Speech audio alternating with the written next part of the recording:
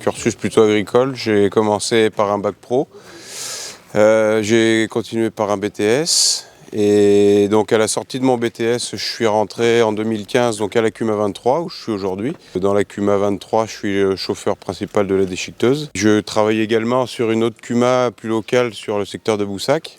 Me prend plutôt pour faire chauffeur de batteuse dans sileuse. Et je fais pas mal aussi d'entretien l'hiver, pendant les périodes creuses plutôt. Moi, ça s'est fait plutôt par rapport à des connaissances. À la sortie de mon BTS, donc je cherchais du travail et c'est par le bouche à oreille que j'ai connu la CUMA 23. Et donc je me suis lancé un peu dans l'expérience sans connaître le déchiquetage précisément. Et puis finalement, on a plutôt accroché et de fil en aiguille, je suis resté et je me plais plutôt bien là où je suis.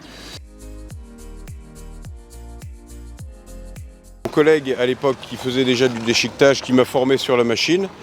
Et après, j'ai fait quelques formations, notamment pour la moisson.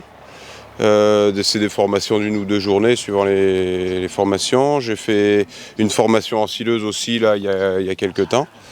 Et puis beaucoup de la formation se fait sur le tas. Finalement, c'est avec l'expérience qu'on se forme le mieux. Moi, pour ce qui est de la partie CUMA, ce qui m'a intéressé, c'est déjà d'avoir un grand secteur d'activité où je vois beaucoup de gens, notamment sur le déchiquetage.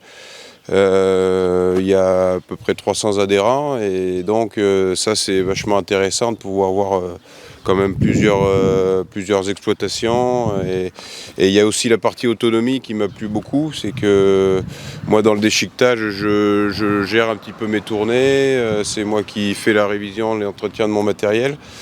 Donc ça c'était une partie intéressante pour moi d'avoir une autonomie quand même assez importante.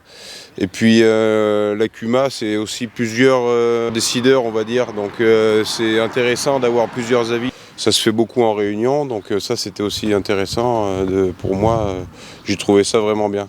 L'esprit un petit peu d'équipe dans le fonctionnement de la CUMA, quoi.